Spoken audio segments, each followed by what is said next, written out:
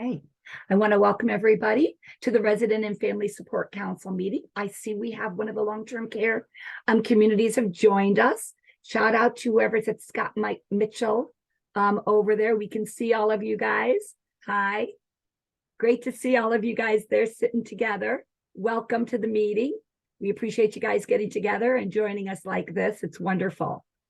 I just want to welcome everybody to the Resident Family Support Council meeting. We have these on the second and the fourth Tuesday of every month at 3 o'clock. And always remember the same link that brought you to today's meeting will bring you to every meeting. So know that you could just put this link over to the side, save it as a favorite, and every Tuesday at 3 o'clock, click on it and come and join us because we have some really great conversations, including the conversation that we're going to have today. Today, we're going to be talking about volunteering and some of our really super volunteers. And we've got 2 volunteers that I'm actually going to be talking to and just find out a little bit about who they are. But before I do that, I do want to just remind everybody about what what the Ombudsman Program is all about. So I just put together just a quick little presentation that I just want to show about the Ombudsman Program.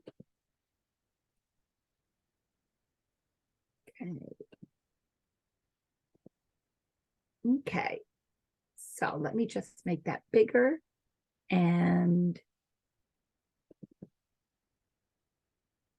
I'll go ahead and I'll put this up for everybody.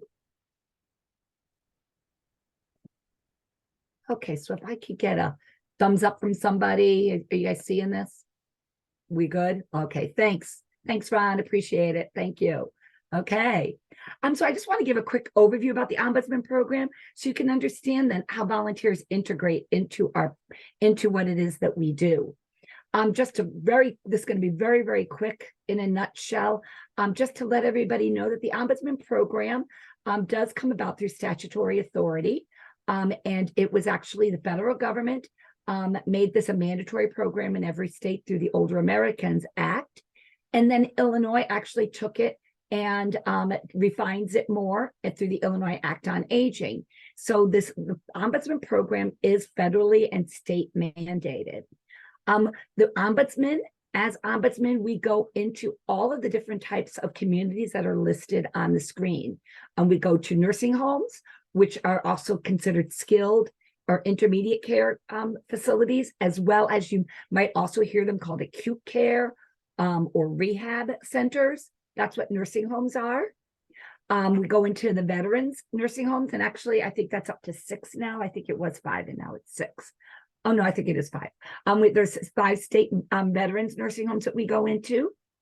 We go into all assisted livings and shared housing establishments. We go into supportive living facilities, sheltered care facilities, intermediate care facilities for developmentally disabled, medically complex for the developmentally disabled, and then specialized mental health rehab facilities, which are also known as SMRFs. So those are the types of buildings we go into. You will notice on there, we don't go into independent living. So that's something that we do get questions about sometimes, but they're not mandated. There's no federal guidance or state guidance in regards to independent living. So we do not go into independent living communities. So that's just important to note. Excuse me, Lee? Yes. I don't know what anybody else sees on the screen, but I'm looking at the inside of where you save all your documents. Oh, so you're I said it was okay because I thought you were going to continue going on. The right-hand side has the slides on it, but it hasn't clicked over to the whole presentation. Okay, so let's see what I can do with that. Let me see. I think you have to double click on that PowerPoint thing.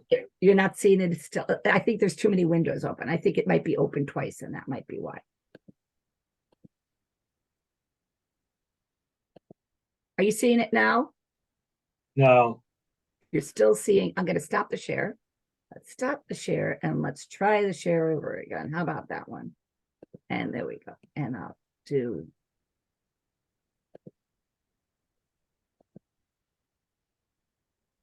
There we go. Okay, thanks, guys. I appreciate it. Teamwork, dream work, right? Thank you.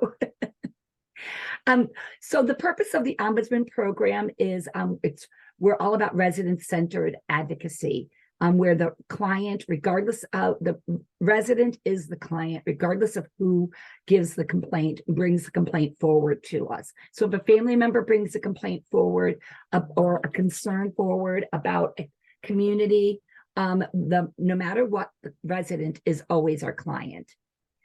So what that may look like is, for many of you family members on the call today, it may look like you call us up and you may have a concern about something. And so then we go to, we'll, no matter what, we go to your loved one, and we'll go to the person who lives in the building, and we ask them about it. And if they don't think it's an issue, even though you as the daughter may think it's an issue, but if the person themselves who's living there doesn't think it's an issue, we don't move forward. We listen to what the resident wants. And in that same regard, as a daughter, you may say, I would like this to happen with it. So we go to the resident and we may say, the resident does say, I want to move forward. I want to do something about that, but they want to see something different. We listen to what the resident wants us to do.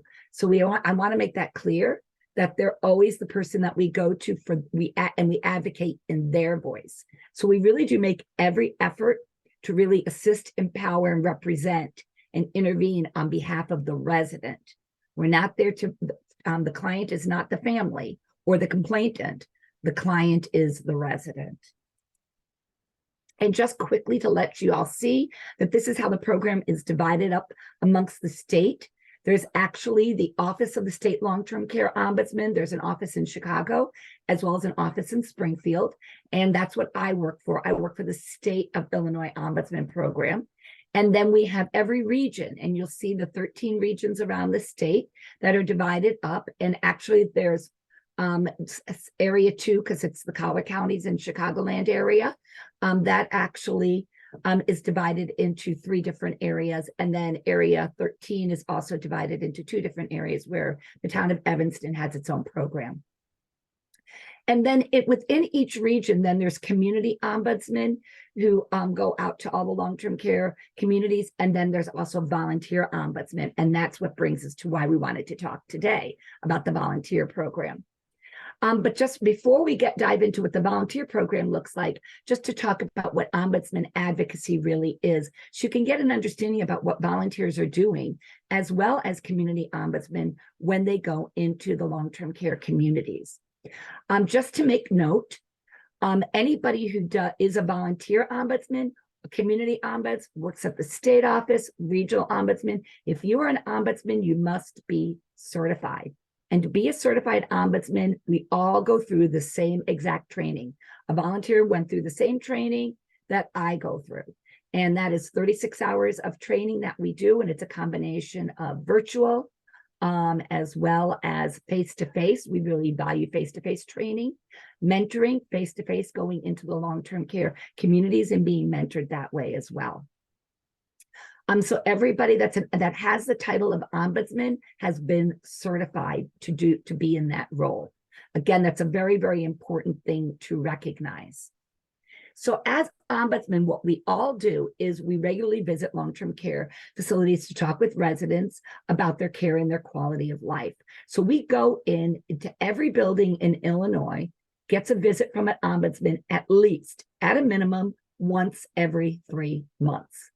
That's how we operate in Illinois. That's our standard. That's the way we operate. Many buildings we go into more frequently than that, just depending upon what's going on. But we will go in there at least once every 3 months. Other things that we do is we provide education to community-based organizations and also to long-term care communities. We provide education to them. We will meet with individuals on a one-to-one basis. We really engage in this person-directed advocacy. The person tells us how they want to move forward with any issues that they have. And we never, ever move forward with anything unless the resident gives us permission to move forward. We must always have their consent to be able to do any advocacy work. We get complaints from a variety of people, and many of you are on this call today. Well, this is the Resident and Family Support Council. We do welcome anyone to attend these meetings because we feel that bringing us all together to collectively talk and learn is the best way to go.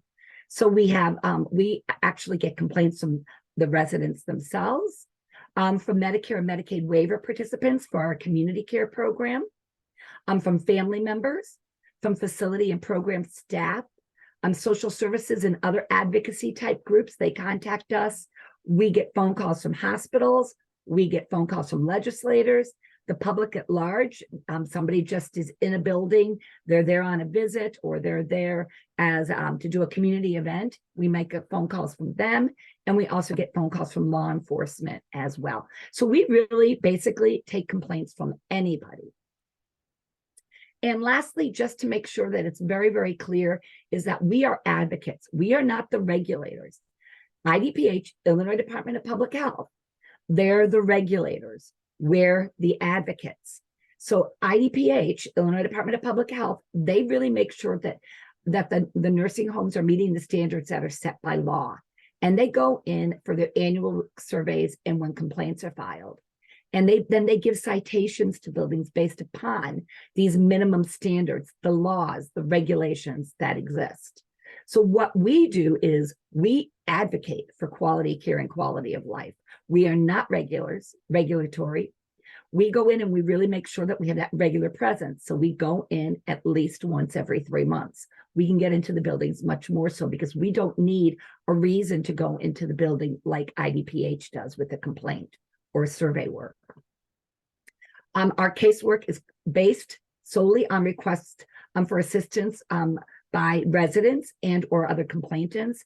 And our casework is also geared towards surpassing minimum standards. So minimum standards may say that people have to be able to have 3 meals a day. Our work may look like, well, people should be able to have food whenever they want to have food. And so if somebody doesn't want to eat lunch at noon, when the meal is being served, you need to make sure that they get lunch at another time and in another way. So we will look at how we can do it in that surpassing what those minimum standards might look like. So that's just what I wanted to share. And so I want, at this point though, what I really would like to do is I wanted to pass that over to the volunteers and introduce our volunteers that we're bringing on today. So like I said, our volunteer program is very, very important to us. It was one of the premises when the Ombudsman Program first came into play, was that they wanted to recruit this army of volunteers that would come in, and every nursing home in the country would have a volunteer that would be assigned to it to be able to make sure that people were getting advocated for as they wanted to get advocated for. Well, that's that's a very difficult thing to play out. So there are, like I said, there's paid ombudsman and then the volunteer program. And the volunteer program really does bring a different level to the program so that we can have our eyes and ears into the buildings more. And I'm going to let them explain a little bit more about their work. But before we do, I wanted to introduce Donna and I want to introduce Jill. Jill, I don't know if you have the ability to turn on your camera or not, but it's okay if you don't. So if you want to unmute your microphones, and I'm just going to go ahead and I'm going to be asking you guys a couple of questions. And I'll go ahead, Donna, and I'm going to start with you, okay? Okay. I just wanted to know a little bit about who you are. Like, who are you as a human being? If you could share with me a little bit about who you are. I am a retired mom of 2 adult children and 2 furry children, cat and a dog. And I'm married, and my passion is caretaking. I love seniors, and I've always been the person to take care of family members who weren't doing well, friends. I had elderly neighbors. I was always running the errands and taking them to doctor visits. So I really enjoy helping out the most vulnerable. And if I can expand on that, my daughter she has her master's in social work, and she actually has a private practice where she sees patients. But prior to her getting her master's, when she was still doing her educational work, she was a volunteer ombudsman. And she did it for several years and then had to leave because she started her business. Prior to that, she worked with hospice people. So we're all kind of caretakers. We all like the vulnerable to help them be empowered. So as she was leaving, she thought that is something that I would really enjoy, right up my alley, as she said.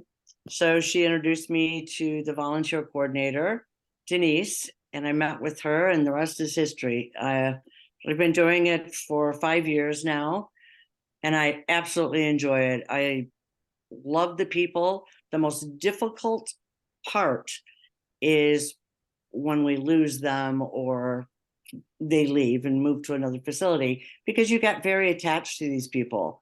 For me, they become family. It's like I'm going in there to defend my parents, because I feel like we have to make it better for the next generation and the current generation that's in there, because they really, I realized very soon, is they're really uninformed, and the facilities like to keep it that way. So it's nice that we can go in and give them information on what their rights are and let them know the power they have, and give them brochures and explain to them what we do, and then assist them with whatever they need. So that's how I got started and continue to do so, because it's very rewarding to me when you help someone. And there are a couple situations that stick with me. I had a gentleman that was 88 years old. He wanted to go on hospice. He said, you know, I have dialysis 4 days a week. My body can't take it. I'm tired of it. He would ask the facility repeatedly, could you please call hospice service, get them in here, they can assess me. I want to get signed up. I just want to stop doing dialysis. They told him he couldn't. He had to continue dialysis until he got worse. Well, that's not the case. If you want to go on hospice, you go on hospice. So I met him by walking into his room and introducing myself. And when I found out from him what he wanted, I was able to locate several hospice places. He picked one. I set up the assessment. They came out, assessed him, and we set it up against the facility's desire. They know that he does have that right, and they knew that I knew he had that right. So the gentleman lasted, once it started, literally 5 days. And he was, mostly I'd be crying saying, oh my gosh, that's sad. But he was like, Donna, I just want to go to the other side. I just want to go on with whatever's next. I can't do this anymore. He was not doing it for anyone. He was not influenced. He wasn't depressed. We have a series of questions we asked them. He was absolutely determined that this is the route he wanted to take. And to know that I was able to assist him in getting what he wanted was very rewarding, because his family was grateful. He was grateful. That one sticks with me. That's the one furry child, sorry. That's And the okay. other one that I had that sticks with me is a woman that everybody said had dementia and does not have dementia, but she kept saying she was being overcharged. And it turns out, when I started looking into everything, Harper, I'm really sorry, that they had overcharged her $5,000, and we were able to get her money back. So that sticks with me. Hey, I'm gonna have to throw something at my child. It's okay. I have one too over here. That's behind me. Somebody's walking. They have the nerve to walk by our house. Well, Donna, no, I'm going to go ahead. I'm going to jump to Jill right now, so she can just share. Jill, if you could just share a little bit about who you are as a human being and what brought you to this whole thing about being a volunteer ombudsman.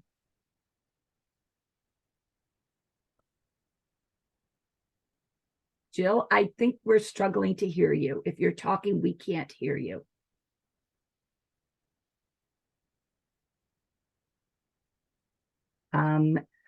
Jill, you might need to log out and log back in because sometimes that can happen with people. I see you're unmuted, so that's not the issue.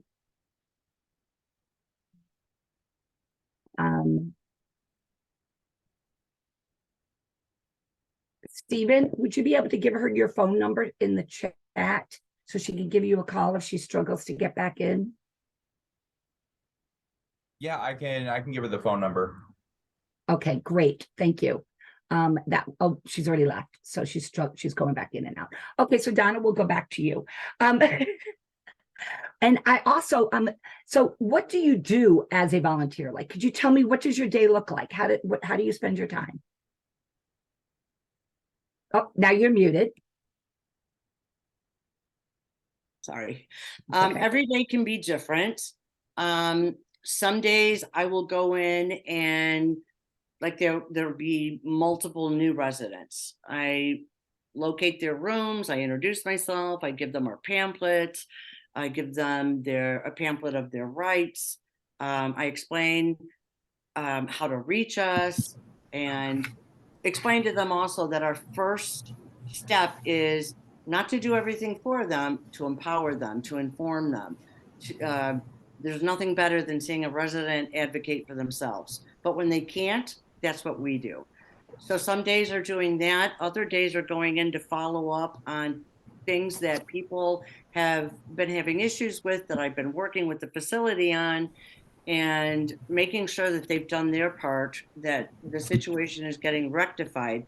So if that means going to the administrator, the assistant administrator, the DON, up in PT, wherever I have to go. If somebody has an issue where they say I'm not getting enough physical therapy, I go to the therapy department. What's the schedule? How many times are you meeting with them?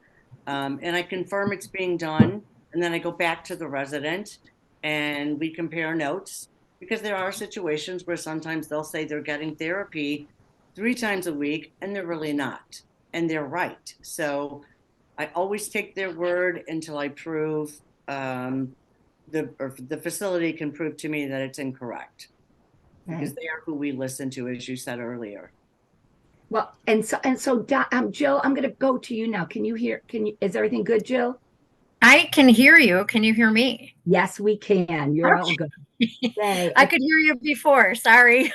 Yeah, you know what? Sometimes it's technology, the wonderful thing, world of technology.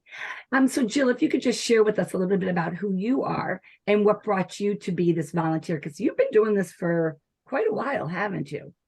About 16 to 17 years. I'm right around there. Yeah, a long time, but it's a blessing. It really is. I feel very privileged and honored to do this. As the other volunteer, Donna said, the people are amazing that I see every day. And the hardest thing, yes, is going back after COVID and all the little ladies that I used to see before were all gone. That was the toughest thing. But anyways, back to who I am. I am a mom of 3, grandmother of 1. I do have 3 furry little guys of my own, as well as furry pets. I've been married for 110 years. My background is in baking and culinary arts, but I did go back to school and get a degree in business. And since COVID, I haven't been back to work, not really serious, just a census, nothing serious. And I just finished my degree right before COVID. I've been going to school since I was in my 20s, and now here I am, finally finished, which is a good thing. What brought me to the Ombudsman Program is I had a grandmother in a nursing home, and I felt she was being treated unfairly. And every time I addressed something, I would get snuffed. Everything possible. When I went to my training to be an ombudsman, I found that every single thing they were doing was wrong. They even tried to give her antibiotics that she was allergic to. And they said to me, who cares? She's 98. Who cares? Doesn't matter anymore. Well, yes, it does. So it got to the point where my grandmother said to me, I kept asking her, please, Graham, stuff is happening. No, no, don't say anything. Don't say anything. She eventually passed, and she passed due to neglect at the nursing home. She was about 60 some odd pounds when she died.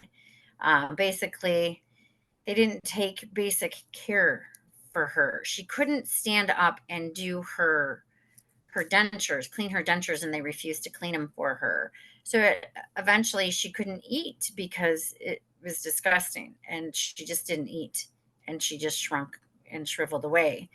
And I would fight like the Dickens for her, but they fought back, and she didn't want me to make any, because I believe she suffered repercussions when I did, you know, correct or try to correct things. It was rough. Anyways, so I was going to sue them after she died because they called me and told me to get her carcass out of the facility. And that was kind of the last straw.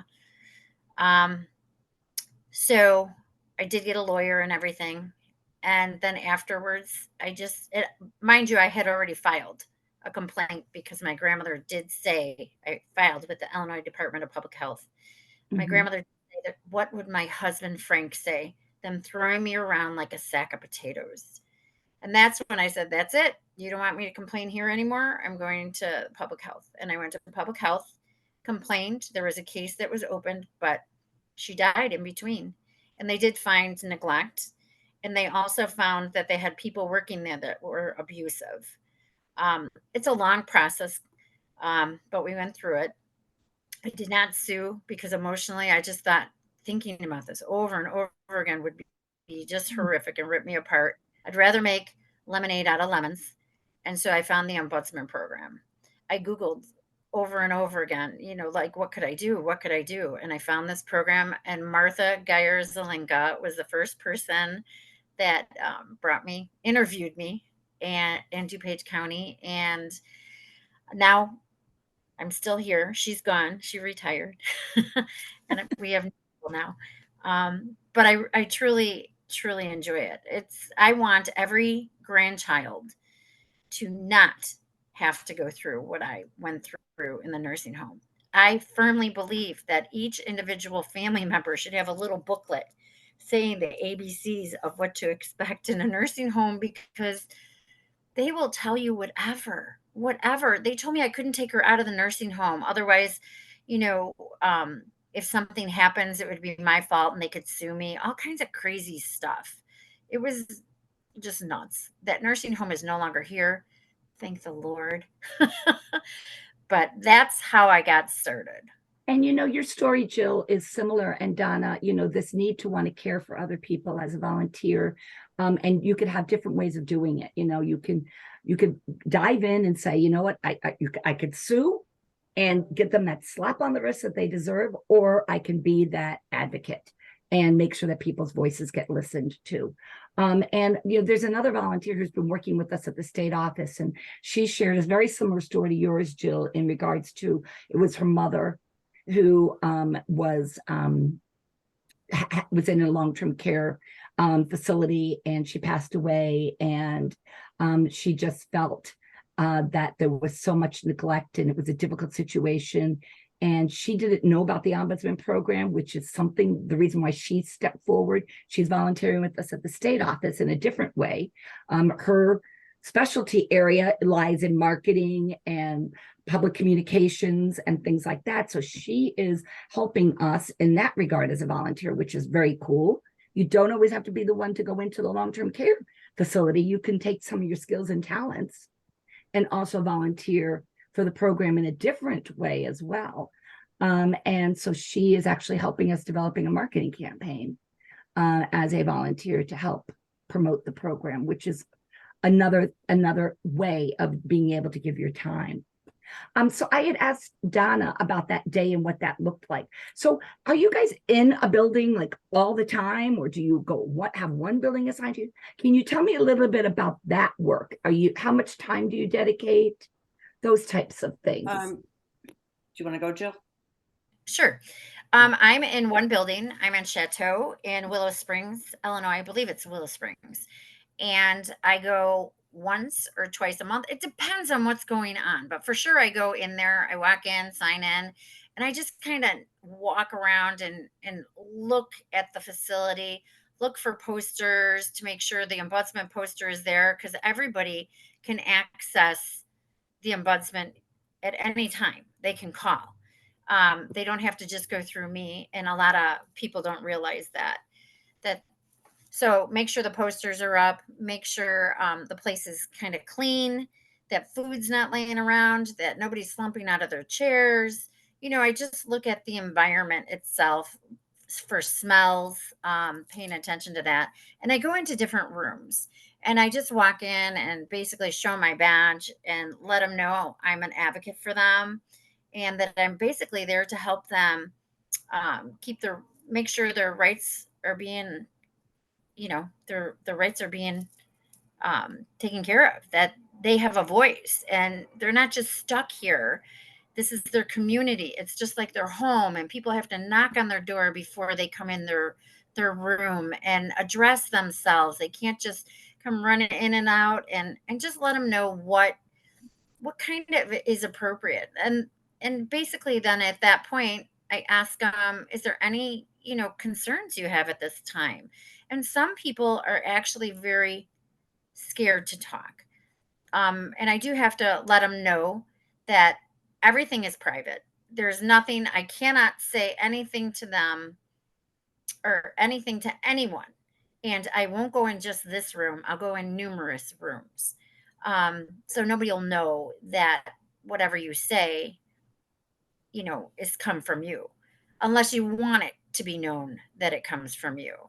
So I just go to different rooms and I do actually talk to the staff as well. Introduce myself, ask them how they're doing and things like that. Some staff are very receptive to me, other staff are not.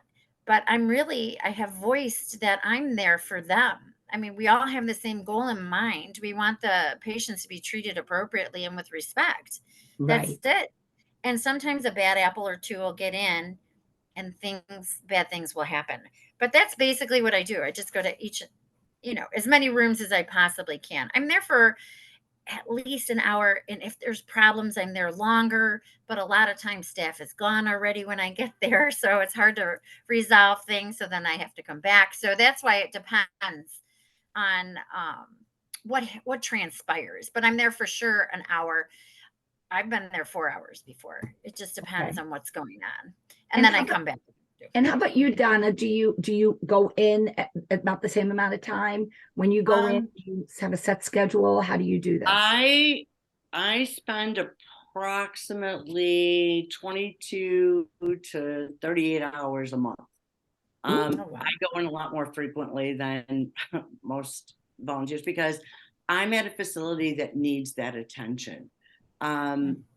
I will go in after hours. If a resident has told me something's going on and it's like the night shift, I'll pop in on the night shift.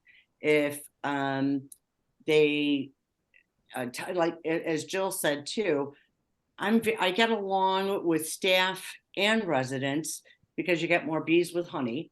And so we're all, they will come to me. I actually even have the staff confide in me and actually share things that is going on that shouldn't be going on. And it's all confidential, but they give me a way to look into things. So I go in and, as I said, and I make myself very accessible to the residents. They have my phone number. So they will call me and say, hey, right now we have one CNA for the entire floor. So I'll go in and confirm there's one CNA for the entire floor. And then I'm going to make a big issue out of that. And they're going to explain to me how that's never going to happen again, because that is completely, they're incapable of giving basic care, much less good care when you're working like that. And that's the biggest part of the problem, is the understaffing, because they don't regulate how many CNAs per person. So they're always short staffed. Your lunches and breakfast is going to be cold if you need to be changed because there's only 2 people. And so I'll pop in if they say, hey, we're supposed to eat at 12:30. We're not getting lunch till 3. I'll go in at 2:30 and sit there and watch them serve lunch at 3. Now I have firsthand knowledge. So I'll just go in at all different times. I will meet people based on their schedule. If they want their family there as well, I will go in when their family can be there. And I am there, and I will meet with staff during the day. And if they're not there in the evening when I go in, then I will meet with them the following day. But my day, I want them to know that I'm not somebody who is going to promise to be able to do all these things, and then you're never going to see me again. So Mhm. they are confident in the fact that they can count on me at this point, because they know I'm coming back. They know I'm going to do what I say, and they know how to reach me. And we don't have that with staff ombudsman because they have a lot more on their plate than we do. So that's why they're like maybe once every 3 months, unless there are issues, they'll go in more often. They'll go in as much as they need to, but we have the luxury of focusing on one, which Mhm. I wish that we were in every facility. That is the value of a volunteer program. And some areas have more volunteers than other areas throughout the state. And it's also can be difficult to to recruit the volunteers, because people during COVID, we lost a lot of volunteers because of what was going on in long-term care, and the doors being closed, and the disease being a very communicative disease. And so people that were volunteering didn't want to go in anymore. They didn't want to take those risks, vice versa. So there was a lot of issues that happened. We are seeing the volunteer program building more. We also recognize as volunteers that you guys have to go, you are dedicated volunteers. But you can't, the piece about a volunteer program with the ombudsman is you can do it the way the work needs to be done. So Donna, you're going in a lot. Jill, you're going in less frequently. Your building requires it. Jill's building doesn't require it. And then there's also other tasks that you could do if you don't want to be a person that goes into a building. There's always other work. We do health fairs. We do public speaking. There's always other opportunities that volunteers can come along. Like we have the one at the state office helping us with our marketing program. So that's I think the message to send forward is that as a volunteer for the Ombudsman Program, you get to divine what that volunteering is going to look like through the realms of what the program is all about. And that is really about that advocacy work. And do you guys feel like, do you have a connection to the program? Is there anybody you talk to? Do you feel like you operate as an island? How about that? Absolutely. We have more support than you could possibly ever need. I depend a lot on the staff ombudsman, especially as you talked about the educational part of it when you're getting certified. After that comes your mentor.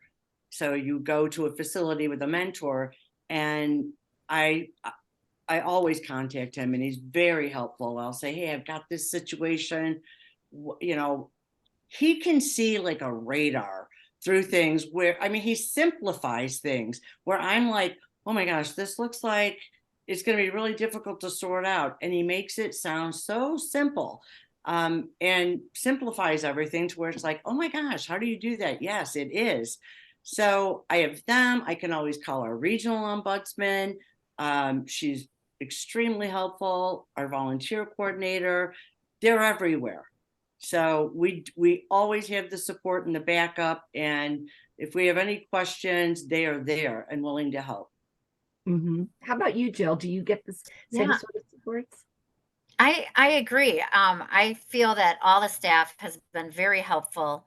I actually have been in situations where I've gotten in my car and got on the phone and said, "Hey, I think this and this and this is going on. What do you think about this? Do you think we should, open a case on this, and report it?" So all through all those years, I've been doing that with Martha for years, and I just started doing it with Amanda because it's that is so important to know that they're there for you. It really Mhm. is, because I don't know as much as the paid ombudsman. They have so many resources in their brain. I know nowhere near as much as them. I feel like me going in there, I'm the eyes for them. And when I see a situation or a problem, I go back to them and say, hey, we have this problem. What can I do right now? Or, you know, um, do you need to jump in and take over? So that Mhm. happens a lot. My whole, that's always how it's worked. So they've been holding my hand the whole time. Yeah, And I'm not. that is one of the things is many people who have gravitated to be a paid ombudsman, this is a career choice that they've made. And so they come from a social service background. They might be a social worker. They've worked in long-term care.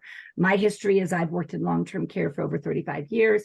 So I know systems differently than Mhm. you would as a person who was this lifelong learner, as well as you came from the culinary arts side of things, so that's a piece where we can help bring some of that knowledge from our past experiences forward to help support any volunteers. And we also do the same thing with each other. I mean, even at the state office, we all have very different backgrounds, which is so enriching because we have our perspective on how when a challenging situation comes forward and how we proceed with it, and to integrate the final outcome is so interesting because we all come with our different hats, and the outcome is really cool because of that, because we can be experienced with that richness of experience that is multi-level.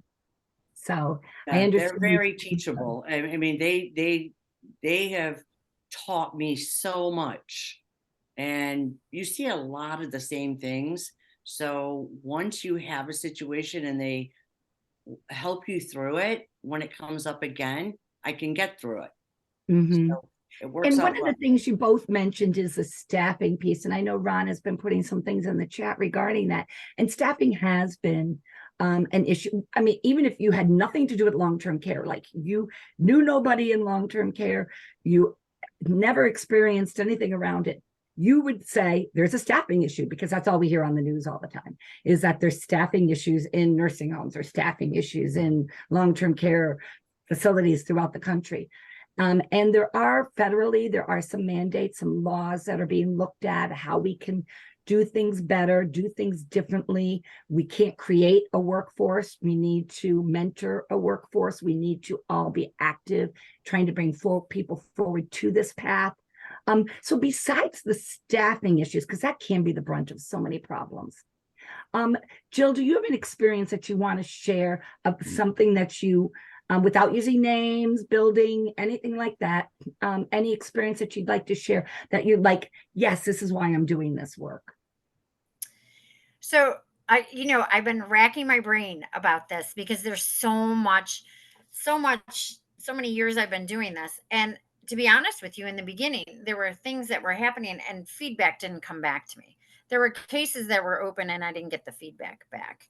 That's how it was in the beginning. And then later on, we did get feedback back. Hey, so and so, the Illinois Department of Public Health went in and, this was resolved.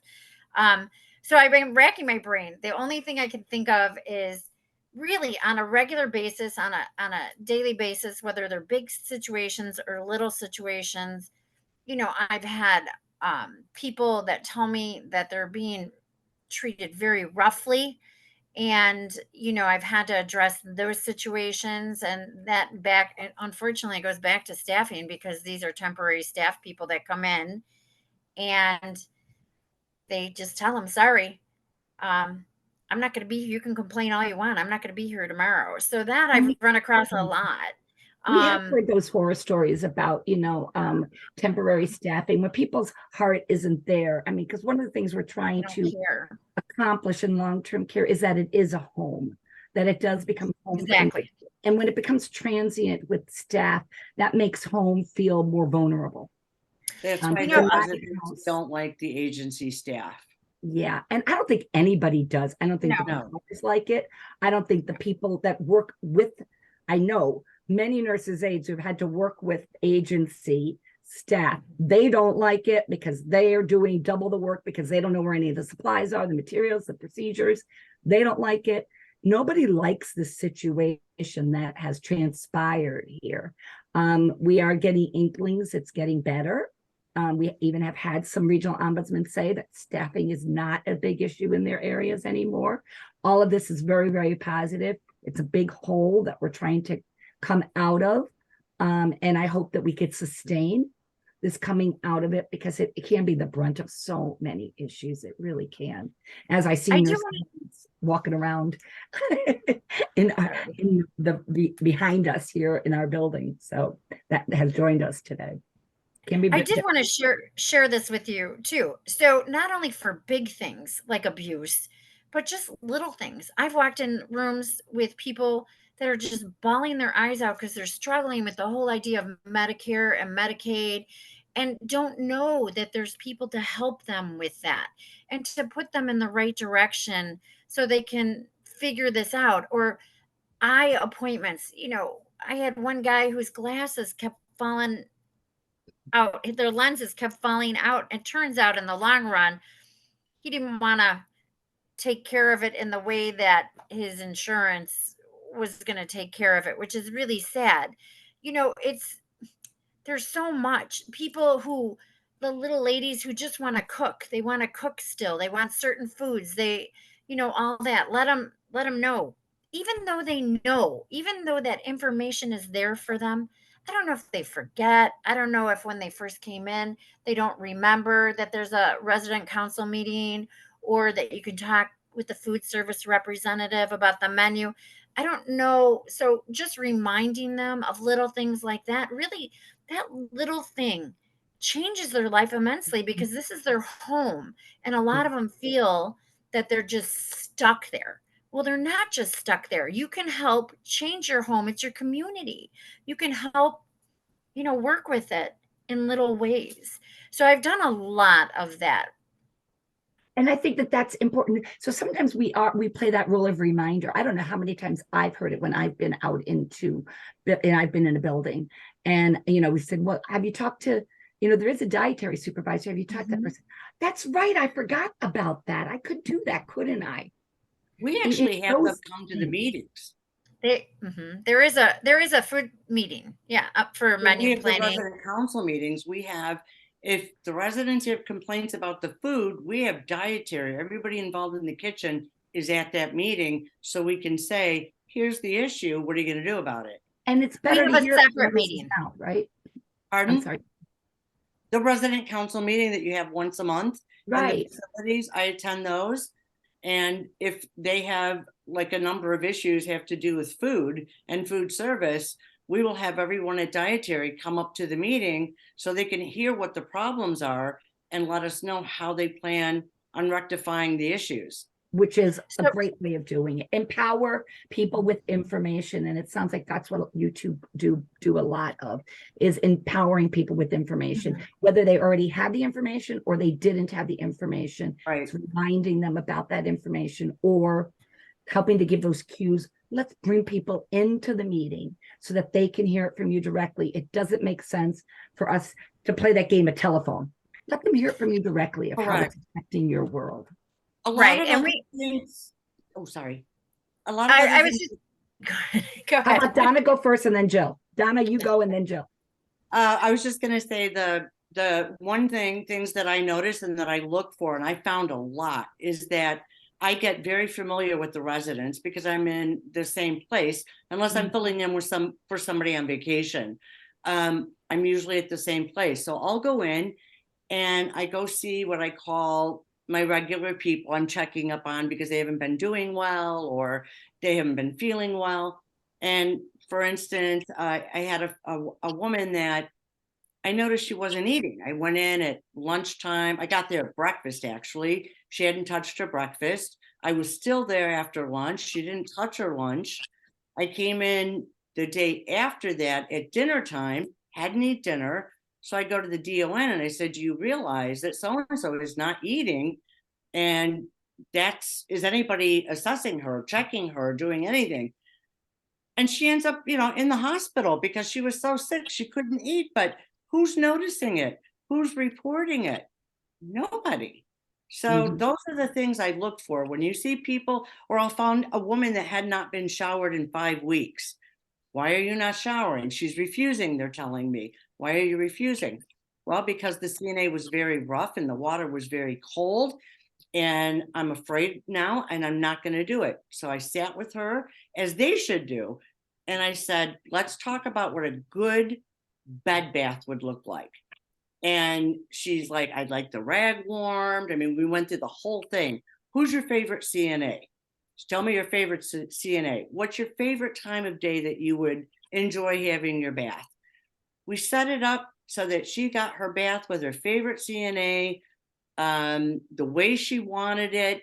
And now she bathes twice a week. So Yeah. all you have to do is talk to them, ask what it is they're looking for that they need, and make that happen. And you're not going to have someone not having a bath or shower for 5 weeks, but they're happy to just say, they don't want it. We're not going to. Mhm. Well, no, you can't let them not have a Right. shower. Yeah. It's So not Jill, healthy. how about you? What's your, what do you want to share? So I was just going to say that my goal is to really have them advocate for themselves. Mhm. And I am in a facility where today I can say that, and I've only been back for a little bit because we had to go through a whole big rigmarole to get recertified, days of training to get recertified, and they weren't letting us in right away. So I've only been back a couple of months, but just the fact that now that I'm back, I hear these people say, oh no, I can advocate for myself. I love that. I love that. But I That's have run across situations where they're not giving me a shower. They say they don't have time, and going back and forth and back and forth. And then you gotta, unfortunately, do you want me to talk to them? Have you talked to them? Yes, I've talked to them. I can't do it anymore. I don't know what else to say. I've said everything I could. So that's when I come in really and talk for them if they wish. But I try really hard for them to advocate for themselves. But I Mhm. but I also would report to my ombudsman if in fact they don't want me to advocate for them and there's stuff going on. The paid ombudsman would know that, hey, she doesn't want me to bring this up. I feel, she says they're being rough with her, and I feel we should, maybe we should look into this further. And then she has the option to do that or not, the volunteer coordinator. And I think that one of the important messages that I'm hearing from both of you is really some of the things that you do is you do modeling. So you even model for the staff on an approach, like with the bathing situation. How can it look if we stop, take a second, instead of spending all this time arguing with the individual about wanting to take a shower?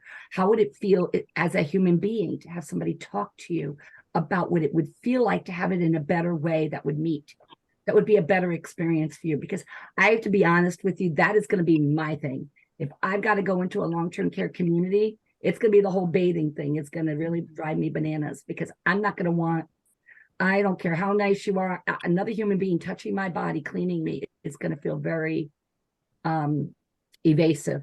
And I got to make sure that whatever happens for me, it's got to be the way I want it done. Well, And some it of them should be. still can do it Should be. themselves. They just need Right. somebody in there with them. And that's another thing, to be talked to. You don't have to, if you have the capability, but you're a fall risk, that's another thing to talk about. There's, like you said, there's different angles to different things. And they're Right. just trying to do their job and they've got only so much time to do it. And you just have to bring different angles to the staff, which, not all of them are receptive, but you try. That's all you can do because it goes back to the golden rule, right? Treat people the way you want to be treated. That's it. Yeah. That's what it is in a nutshell. When I Mhm. first started, their big feedback in the facility, the staff and administration was that person has memory issues. Oh, they've got dementia. Everybody had dementia in the place that disagreed with administration. Okay, you don't have a building full of dementia, residents. So there's a memory care ward, and I go in there as well. The sweetest, most loving people are in there.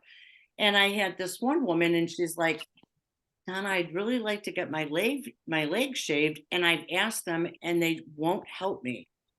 So she was wearing, I think she had a pair of shorts on that day. I said, let's see those legs. So I looked at them and it's like, yeah, she doesn't look like she's had her legs shaved in a long time. So I go out and I go to the person that oversees the CNAs and I said, you know, after getting her permission, which while she's in a memory care ward, she's still new. And I knew she knew because I looked at her legs. She knew her legs needed to be shaved and it was bothering her. So I said, she would really like her legs. Oh, she always wants her legs shaved. I said, maybe that's because no one's done it for her. Have you looked at her legs lately? They're pretty hairy. So do you think you could find some time this afternoon? And then they finally shaved her legs. When she sees me to this day, this was like 3 months ago, she still tells me how smooth her legs are. We know they're That's still wonderful. not from that shave, but she was so appreciative. But it feels good. Yeah. And It what a feels great, good. what a great story to end it on. There were a couple of questions in the chat that I did want to address. And Georgiana, I understand that staffing. There are some staffing federal regulations out there. You want to know what you can do, we'll address that. There federally, you can go ahead and you can get in and you can comment on some of the federal ruling. I'll bring that forward to the next meeting and we can discuss it at the next meeting, how all of us can be empowered to make a difference with the regulations that are coming forward, that may be coming forward from the federal government. So you can have a voice in that, so you don't feel like you're being an innocent bystander. But if I can say one thing though, just to be clear, the federal staffing regulations that are being proposed are less than the state of Illinois staffing ratios. And that's why we need to comment on it. Thank you. We need to address this. We need to be able to comment on these things in Illinois so that we don't get ourselves into a situation where we're doing less, not more. So thank you for that, Ron. Thank you. Okay. And the other thing is, it was also asked if we work with the SMRFs, the Specialized Mental Health Rehab Facilities. Yes, we do. And the Intermediate Care Facilities. Yes, we do. We work with both of those as well.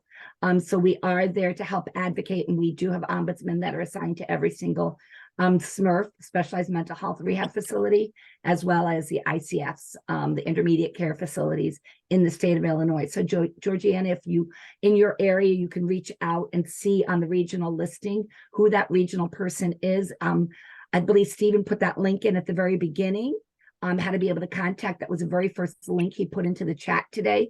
If you click on that, that will take you to that list of with the number, so you could be able to get a hold of that person. So also you're getting some kudos here, kudos people, from some of the people just saying how wonderful they think you both are for being able to do this, and people commending you and blessing you for what it is that you're doing, and how much you're greatly appreciated. So we do feel that way in our program. Both of these two, Donna and Jill, have actually been referred to by the regional supervisors in their area as super volunteers because they do a super job.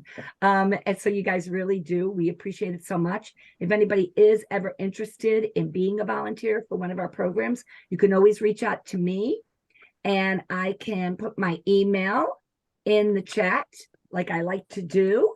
And that way, then if anybody is ever interested, put it in your back pocket, you get more time. And the funny part is most people who step forward to be a volunteer ombudsman have not worked in healthcare. We have many people who have been bankers, they've been lawyers, they've been Indian chiefs, they've been everything. So not everybody that wants to do this work younger, they want to do it as we get older. And many times it's because there is a story. And that story looks similar to what Jill experienced. Donna, that being that caring person that wants to make sure that people are getting what they need in life. So that's really, thank you. So with all that being said, I'm going to go ahead and I'm going to end the recording right now. If anybody has any questions for Donna or Jill, please do go ahead and unmute yourself and you can ask.